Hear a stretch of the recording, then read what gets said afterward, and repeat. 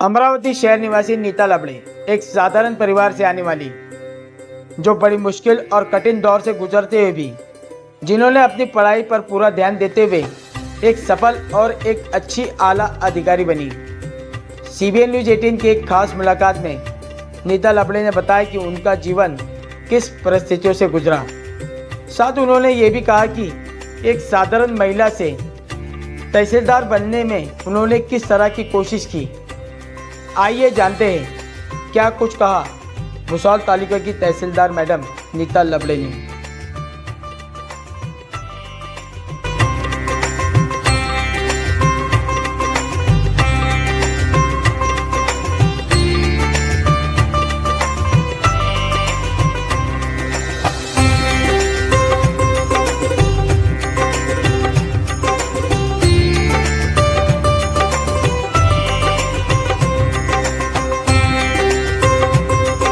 मैं जब छोटी थी तब एक छोटा टीवी था ब्लैक एंड व्हाइट घर में।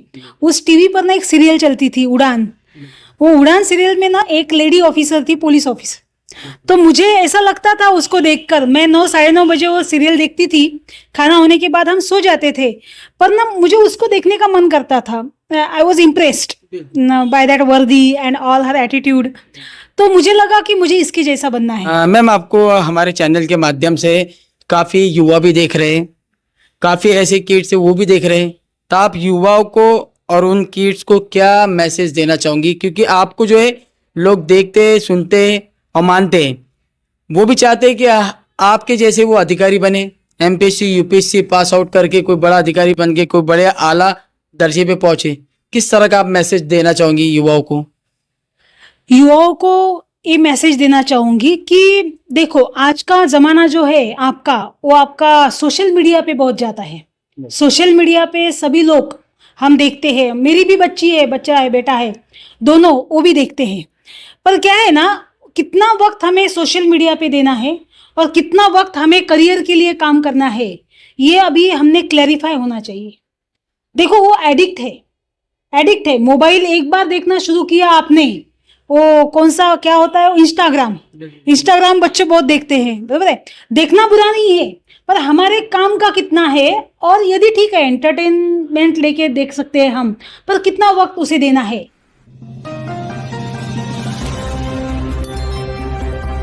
नमस्ते, आदाब, मैं anchor Divya Kamble CBN news 18 में आपका स्वागत करती हूँ। नमस्कार, आदाब, CBN न्यूज़ 18 में आपका स्वागत है। दोस्तों, आपको पता है कि हमने एक मोटिवेशनल शो शुरू किया, जिसका आज जो है दूसरा एपिसोड है। और हमारे स्टूडियो में आप देख सकते हैं हमारे भुसावल तालुके की तहसीलदार मैडम नीता लबड़े जी हमारे स्टूडियो में मौजूद है।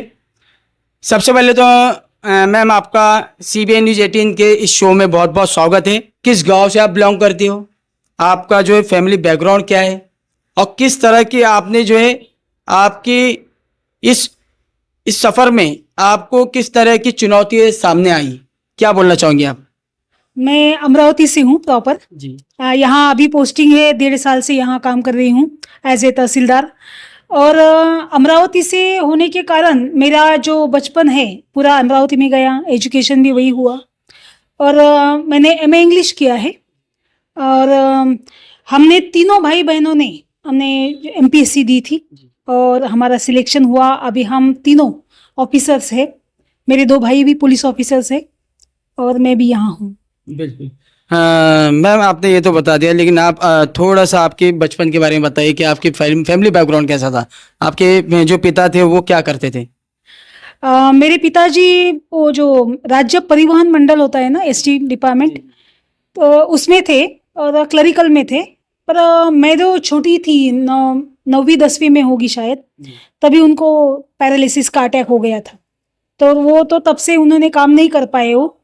और फिर मैं बड़ी थी घर में, तो 97 की वगैरह बात होगी, ये 97 98 की।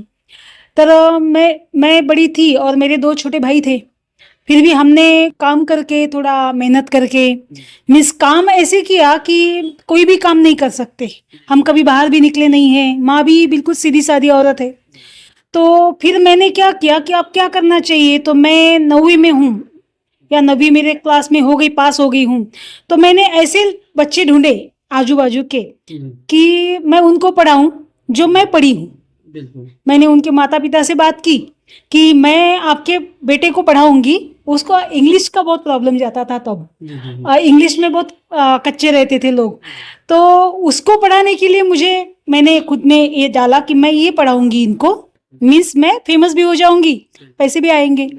तो मैंने वो किया और उसमें मैं सक्सेस होने लगी। आपकी प्राथमिक शिक्षा जो है कहाँ से हुई?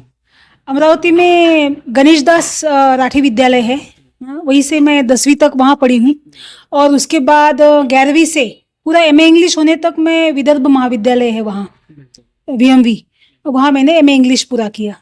और आपके जहन में कैसी बात आई कि आप जो है MPSC करें और आप किसी को अपनी प्रेरणा मानती हो? आपने एक इंसान के जिंदगी में एक लक्ष्य होता है, किसी को प्रेरणा मानकर वो अपने आगे की तैयारी करता है। MPSC देने की बात आप बोलेंगे तो मुझे ये पता नहीं था MPSC देना है वगैरह, पर क्या है ना, मैं जब छोटी थी तब एक छोटा टीवी था ब्लैक एंड व्हाइट घर में, उस टीवी पर ना एक सीरियल चलती थी उड़ान। वो उड़ान सीरियल में ना एक लेडी ऑफिसर थी, पुलिस ऑफिसर, तो मुझे ऐसा लगता था उसको देखकर, मैं 9 साढ़े 9 बजे वो सीरियल देखती थी, खाना होने के बाद हम सो जाते थे, पर ना मुझे उसको देखने का मन करता था। I was impressed by that वर्दी एंड ऑल हर एटीट्यूड। तो मुझे लगा कि मुझे इसके जैसा बनना है, ऐसे मन में कहीं रह गया वो। फिर जब मुझे थोड़ा समझ आया 12वीं के बाद, फर्स्ट ईयर सेकंड ईयर में मैं थी, पर मैं तो मेरा काम कर रही थी कि मुझे अर्निंग करना है, एजुकेशन करना है इस हिसाब से कि मैं अर्निंग कर सकूं। इसलिए मैंने लिटरेचर, इंग्लिश लिटरेचर भी उसी से लिया कि मैं ट्यूशन्स ले सकूं, क्योंकि बच्चों को पढ़ाना है तभी तो अर्निंग कर सकूंगी, ये मेरा मोटिव था। पर उसके बाद मुझे जब पता चला कि MPSC दी जा सकती है तो मैंने जानकारी ली कि क्या करना चाहिए, तो तब मैंने UPSC की तैयारी करने की कोशिश की, पर मैं नहीं कर पाई, तब नहीं कर पाई। फिर मेरे भाइयों ने मुझे आफ्टर मैरिज, मेरे भाइयों ने मुझे बोला, मेरा भाई है दिनेश लबड़े और नीलेश लबड़े, दोनों पुलिस ऑफिसर्स है अभी, तो उसने मुझे बोला कि दीदी तुम करना चाहती थी, ताई तू करणार होती ना, तर कर ना आता। तर मग मी त्याला म्हटलं की आता कसं शक्य है, हाउ इज इट पॉसिबल, छोटी बच्ची भी है अभी। तो उसने बोला कोई बात नहीं, मैं माँ संभालेगी बच्चे को। तो वो घर लेके जाता था, इंद्रायणी को, मेरी बच्ची है वो, तो उसको घर लेके जाता था और मुझे बोलता था कि अभी ये 2-3 घंटे जो है ना तुम्हारे पास, उसमें पढ़ लो। अब ये ऐसे करके मैंने पढ़ाई की। फिर मेरा सिलेक्शन एक PWD डिपार्टमेंट है वहाँ हुआ था पहले, पर मुझे वहाँ रहना नहीं था क्योंकि मुझे तो ऑफिसर होना था।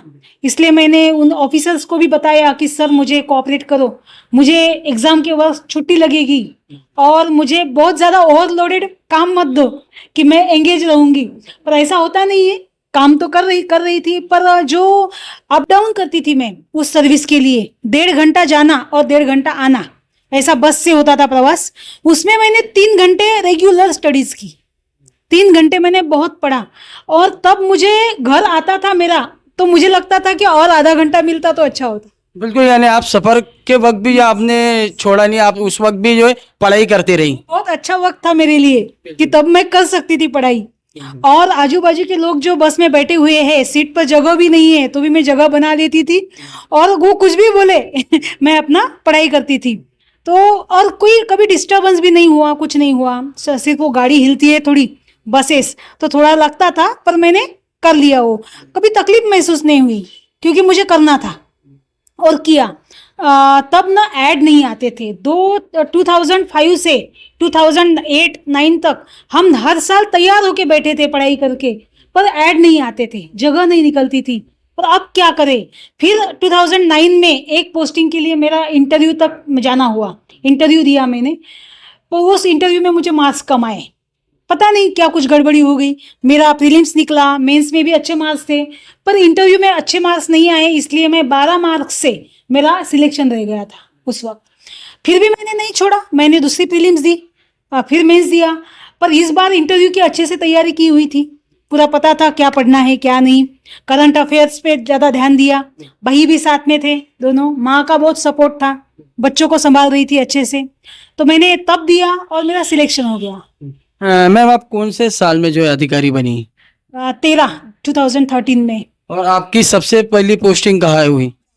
अमरावती तहसील में। कैसा एक्सपीरियंस रहा आपका अमरावती में? शुरू में तो आई एम वेरी सोशल, मैं लोगों में रहती हूँ, लोगों से बातें करती हूँ, लोगों से मीन्स अकेला रहना मुझे पहले से ही पसंद नहीं है।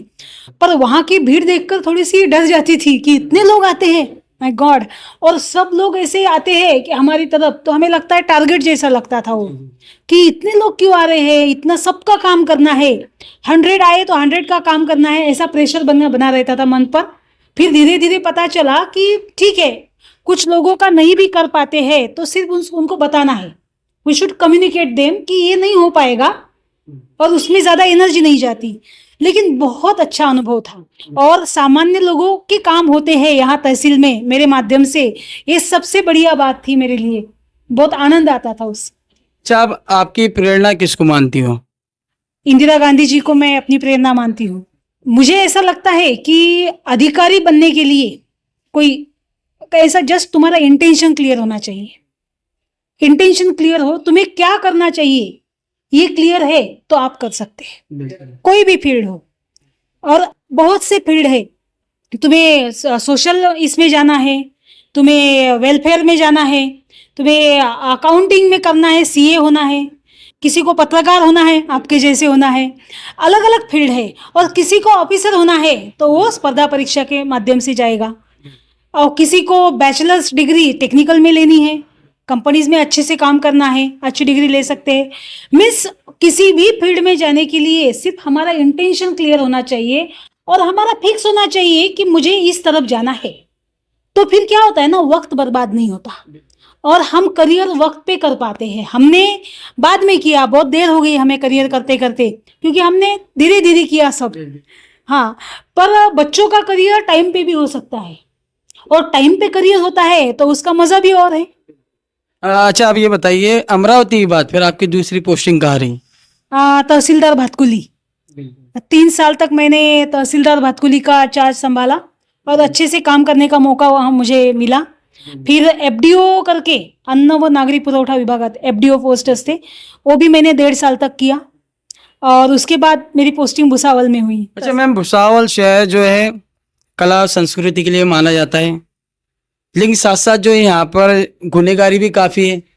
तो आप जैसे अधिकारी कहीं पर जब पोस्टिंग आते हैं तो आपको डर नहीं लगा कि आप भुसावल शहर में जा रही है? आप किस तरह जो कंट्रोल करेंगे ऐसी ये चीज़ों को लेकर? डरना तो बचपन से नहीं सीखा, डर तो है ही नहीं, पर आदमी जो ह्यूमन बीइंग है, आदमी की अच्छाइयों पर मुझे विश्वास है। ये है मेरा कि कोई भी हो, कोई बुरा नहीं होता और कोई अच्छा नहीं होता, वो तो हमारी कॉन्सेप्ट है, हमारे अनुभव है। मुझे तो सब अच्छे ही अनुभव आए। मैं जब से आई हूँ भुसावल में, मुझे जब पोस्टिंग मिली तब के कलेक्टर साहब ने भी बोला था, बाकी पॉलिटिकल पर्सन, सोशल जो भी मिलते थे वो बोलते थे भुसावल में पोस्टिंग क्यों ली। तब मैंने बोला कि अभी पोस्टिंग तो ले ली है तो अब करूंगी, चैलेंज समझ के करूंगी। पर इतना भी चैलेंज लेने की नौबत नहीं आई, बहुत अच्छे लोग हैं, मुझे बहुत सपोर्ट हुआ। अच्छा, कोई पॉलिटिकल कोई प्रेशर आता है यहाँ पे? नहीं, बिल्कुल ही नहीं, सपोर्ट है, पॉलिटिकल सपोर्ट है, सोशल सपोर्ट है। मेरे स्टाफ और कलीग्स बहुत अच्छे हैं, और लोगों के काम होते हैं, लोग आते हैं, 100 लोग आए तो उसमें से 60-70 लोग हमें दुआएं दे के जाते हैं, ये सुकून है। और मैम एक बात और, अभी आप तो यहाँ पर भुसावल तालुके में तहसीलदार हैं, आपका कार्य भी काफ़ी सराहनीय है, लोग पसंद करते हैं, क्योंकि आपको भुसावल शहर में कई फाउंडेशन की ओर से उत्कृष्ट तहसीलदार का भी जो है शील्ड मोमेंटो जो वो भी मिले। इसके बाद तो आपका प्रमोशन होगा, प्रमोशन के बाद आपको क्या लगता है, आप जहाँ पर भी जाओगी वहाँ पर आप जो है आपका पदभार जो है जिस तरह यहाँ पर निभा रही हो वहाँ निभा पाऊंगी? यस, बिल्कुल, वो तो कॉन्फिडेंस है। कहीं भी जाऊंगी अच्छे से ही काम करूंगी, और सपोर्ट भी ऐसा ही मिलेगा जैसा अमरावती में था वैसे ही भुसावल में मिल रहा है, वैसे ही भातकुली में मिला था, और वैसे ही आगे भी मिलेगा। क्या लगता है आपको इसके बाद आपकी क्या पोस्टिंग रहेगी, क्या पद पर जा सकती हो आप? नहीं, अभी तो प्रमोशंस वगैरह इतनी जल्दी हमारे होगी नहीं, पर यहाँ से अभी 1.5 साल हुआ है, अभी 1.5 साल तक रहूंगी, और कहीं अच्छे पोस्टिंग पे जाऊंगी, नेक्स्ट पोस्टिंग पे जाऊंगी, वहाँ भी ऐसे ही काम करूंगी। मैम, आपको हमारे चैनल के माध्यम से काफ़ी युवा भी देख रहे हैं, काफ़ी ऐसे किड्स हैं वो भी देख रहे हैं, तो आप युवाओं को और उन किड्स को क्या मैसेज देना चाहूँगी? क्योंकि आपको जो है लोग देखते हैं, सुनते हैं और मानते हैं, वो भी चाहते हैं कि आपके जैसे वो अधिकारी बने, एमपीएससी यूपीएससी पास आउट करके कोई बड़ा अधिकारी बन के कोई बड़े आला दर्जे पे पहुंचे। किस तरह का आप मैसेज देना चाहूँगी युवाओं को? युवाओं को ये मैसेज देना चाहूंगी कि देखो आज का जमाना जो है आपका, वो आपका सोशल मीडिया पे बहुत जाता है। सोशल मीडिया पे सभी लोग हम देखते हैं, मेरी भी बच्ची है, बच्चा है, बेटा है, दोनों वो भी देखते हैं। पर क्या है ना, कितना वक्त हमें सोशल मीडिया पे देना है और कितना वक्त हमें करियर के लिए काम करना है, ये अभी हमने क्लैरिफाई होना चाहिए। देखो वो एडिक्ट है, मोबाइल एक बार देखना शुरू किया आपने, वो कौन सा क्या होता है, इंस्टाग्राम बच्चे बहुत देखते हैं, बराबर है। देखना बुरा नहीं है, पर हमारे काम का कितना है, और यदि ठीक है एंटरटेनमेंट लेके देख सकते हैं हम, पर कितना वक्त उसे देना है वो भी डिसाइड होना चाहिए खुद से। क्योंकि माँ बाप कितने बार बोलेंगे, माँ बाप कितने बार टोकेंगे, क्योंकि माँ बाप को तो अच्छा दोस्त बनकर भी रहना है ना। तो इसीलिए बच्चों को ये समझना चाहिए कि हमारा टारगेट क्या है, लाइफ में क्या करना है।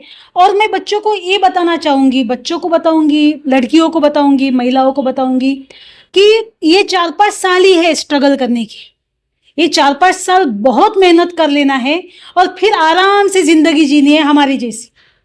क्योंकि एक बार हम सक्सेस ले उस मुकाम पर जहाँ पहुँचते हैं तो फिर हम उसका आनंद लेते हैं और हम हर दिन ग्रेटिट्यूड फील करते हैं कि यहाँ आने के लिए मैंने मेहनत की और मुझे यश मिला, और उसका फायदा भी मुझे खुद को भी हो रहा है और मैं मेरा काम भी अच्छे से कर पा रही हूँ। इसलिए मुझे बच्चों को यही बोलना है कि अभी वक्त जो है वो मेहनत करने का है। तो ऐसा नहीं बोलूँगी कि 100% तुम जस्ट किताब में ही घुसे रहो, पर मीडिया पे भी क्या देखना है, कौन सी न्यूज़ पढ़नी है, क्यों कौन सी न्यूज़पेपर हमारे घर में आना चाहिए जो हमें सोशल जो हमारा स्टडीज़ है उसमें काम आएंगे। करंट अफेयर्स के लिए हमने कौन सा नॉलेज है हमें गेन करना चाहिए, कौन से डिबेट्स हमें देखने चाहिए टीवी पर, चॅनल्स पर, जो पॉलिटिकल जो घडामोडी होत असतात उसमें कौन सा हमें देखना चाहिए। नहीं तो उसमें बहुत कुछ चलता रहता है, उसमें बहुत बार वक्त भी जाहिर होता है। तो हमें कौन सा देखना चाहिए और कौन सा हमें टालना चाहिए, कब हमें कौन सी किताब पढ़नी चाहिए, ये सब ना हमें बच्चों को अवेयरनेस अब आना चाहिए। क्योंकि हर एक सेक्टर में कंपटीशन है, कंपटीशन तो रहेगी ही, और कंपटीशन है इसलिए उसका महत्व भी है। इजीली मिल जाता तो फिर उसका महत्व भी नहीं रहता था। इसीलिए बच्चों को यही बोलूँगी कि अच्छे से तैयारी करो, जिस फैकल्टी में आपको जाना है उसका टारगेट फिक्स करो, एम फिक्स करो और उस तरफ बढ़ो, एफर्ट्स लो। एक्स्ट्रा एफर्ट्स लोगे तो ही आप सामान्य से थोड़ा ऊपर जाओगे, नहीं तो ऑर्डिनरी में हम रह जाएंगे। और हमें यदि ऑर्डिनरी नहीं रहना है तो कुछ साल हम एफर्ट्स लेंगे और एम रख के और देखकर क्या हम सच में इसमें कर पा रहे हैं, क्या हम इस पर अमल कर रहे हैं, क्या मुझे एमपीएससी देनी है, मुझे यूपीएससी देनी है, तो मैं प्रॉपर जा रही हूँ, प्रॉपर कर रही हूँ या कुछ अलग ही पढ़ रही हूँ। ये भी अवेयरनेस होना चाहिए। वो जो अभी के जो स्टूडेंट के लिए अवेयरनेस कैंप वगैरह होते हैं वहाँ भी जाना चाहिए। अच्छी किताबें कौन सी है आप आजकल बहुत अवेलेबल है, बच्चों को वो पढ़ना चाहिए, देखना चाहिए, अवेयर रहना चाहिए। और हो सकता है एवरीथिंग इज पॉसिबल, कुछ भी हो सकता है। मेरी शादी हुई थी, घर में सब थे, हस्बैंड थे, बच्ची थी छोटी सी, मैंने भी पहले बार मेरे भाई को वही बोला, अरे छोटी सी है इंद्रायणी, नहीं हो पाएगा। पर उसने बोला नहीं नहीं करो, हम संभाल लेंगे इंद्रायणी को, कोई बात नहीं। मेरी माँ ने भी बहुत सपोर्ट किया, वो घर लेकर जाता था बच्ची को, फिर मैं ऐसे ही इग्नोर करके करती थी, तब मैं कर सकी तो आप भी कर सकते हो। अभी तो सब अवेलेबल है और जो पसंद है उस फील्ड में जाओ। अच्छा मैम, अभी आपकी बच्ची की उम्र क्या है? 19 ईयर्स की कंप्लीट हो गई है, कर रही है। आपको देखकर लगता नहीं कि आपकी इतनी बड़ी बच्ची होंगी। मैम एक आखिरी सवाल, आपने युवाओं को भी मैसेज दिया, लेकिन हम चाहेंगे कि कुछ ऐसे पेरेंट्स हैं उनको भी आप मैसेज दें ताकि वो अपने बच्चों पे ध्यान दें। पेरेंट्स के लिए मैं खुद पेरेंट हूँ, इसलिए मैं अच्छे से बता पाऊंगी कि पेरेंट्स को एक बता पाऊंगी कि बच्चों से ना बातचीत करें, बच्चों को वक्त देना चाहिए। देखो हम बहुत बिजी होते हैं, लोग बोलते हैं मैडम आपको वक्त कैसे मिलता है। बच्चों से रोज बात करती हूँ मैं। मेरे बच्चे दोनों बाहर रहते हैं, अभी तो बेटी है मेरे पास अभी के लिए, पर अभी इस महीने निकल जाएगी। तो एक फिक्स टाइम है, उस वक्त हम फोन करते हैं, कॉल करते हैं। और मेरे बच्चे समझदार भी उतने ही हैं कि मैं बोलूँगी कि बेटा अभी काम में हूँ तो थोड़ी देर बाद कॉल करेंगे या हमारी बात हो जाएगी। कभी ऐसे उन्होंने कभी ये नहीं किया कि माँ तुमने वक्त नहीं दिया ऐसे वैसे, पर हमारे रिलेशन ऐसे डेवलप हुए हैं कि हम एक दूसरे को अंडरस्टैंड करते हैं। मैं भी सपोर्ट करती हूँ बच्चों को। मैंने उनको बोला है कि तुम्हें किस तरफ जाना है वो देखो। मेरी बेटी को भी मैंने वही बोला है कि अभी तुम्हारी प्रॉपर ये है कि करियर चुनने की, तुम्हें क्या करना है वो मुझे बताओ, मैं तुम्हें सपोर्ट करूंगी, पर मुझे बताओ। और पेरेंट्स को और एक बात बताने की बहुत ज़रूरत है आज के वक्त में। क्या है ना, अभी ये वक्त जो होता है उम्र के हिसाब से 13-14 साल से हमारे हार्मोनल इम्बैलेंस होते हैं, तो बच्चे बच्चियाँ जो है वो अट्रैक्शंस और वो सब इसमें बहुत, हम ऐसा कुछ हुआ है तो हम पेरेंट्स बन के, हमारा पेरेंट्स जो है एकदम ऊपर आ जाता है। हम डांटेंगे उनको, बहुत ये झगड़ा ये सब होगा। तो वैसे ना करते हुए उनको अच्छे से समझाना चाहिए कि दिस इज नॉट डिफरेंट, बहुत अलग कुछ नहीं है, ये वेरी नॉर्मल है, ये नॉर्मल है। और ये सब करने के लिए हमें आगे वक्त भी है, वक्त है। आप जिसके चार साहेब मीन्स आपको जो पसंद है उसके साथ आप रहना चाहते हैं, उसके साथ आप रह सकते हैं, शादी कर सकते हैं, लॉन्ग टाइम रह सकते हैं। पर अभी जो ये वक्त है वो हमें करियर के लिए यूज करना है। ऐसा नहीं बोलूंगी कि इसमें वक्त जाहिर मत करो, ये मत करो, ठीक है बातचीत करो, बोलो, पर उसको एकदम सर पे मत लो। और पेरेंट्स की क्या गलती होती है ना, पेरेंट्स इतना टेंशन खुद लेते हैं उतना ही बच्चों को देते हैं। वो नॉर्मली जितना पेरेंट्स लेंगे, नॉर्मली बातचीत करेंगे बच्चों के साथ, उनको समझाएंगे कि दिस इज नॉट अननेचुरल, ये नेचुरल है, कोई बात नहीं, सबके साथ होता है, सब पीढ़ियों से चल रहा है। लेकिन अभी हम क्या करेंगे ना, थोड़ा करियर पे ध्यान देंगे। अभी करियर पूरा हो जाने के बाद आप जैसा बोलोगे वैसा हम आपको सपोर्ट करेंगे। ये बात पेरेंट्स के लिए बहुत इंपॉर्टेंट है। बिल्कुल आप देख सकते हैं मैम ने काफ़ी अच्छी बात की, और मैम ने उनकी पूरी ज़िंदगी में किस तरह उनका एक सफ़र रहा, और एक आम महिला से लेकर एक अधिकारी बनने तक के उन्होंने सभी उनकी बातें बताई, और उन्हें युवाओं को भी एक अच्छा मैसेज दिया, पेरेंट्स को भी अच्छा मैसेज दिया। सबसे बड़ी बात जो है मैम ने ये बताई कि अपनी ज़िंदगी में अगर आपको कुछ बनना है तो वो ठानना है। अगर आपको अपनी ज़िंदगी में डिसिप्लिन आप लाते हो तो आप, आपके मुकाम, आपके पद, आपकी सोच वहाँ तक कर आप पहुँच सकते हैं। आप इसी तरह हमारे एपिसोड में बने रहिए और देखते रहिए CBN न्यूज़ 18। नमस्कार, आदाब।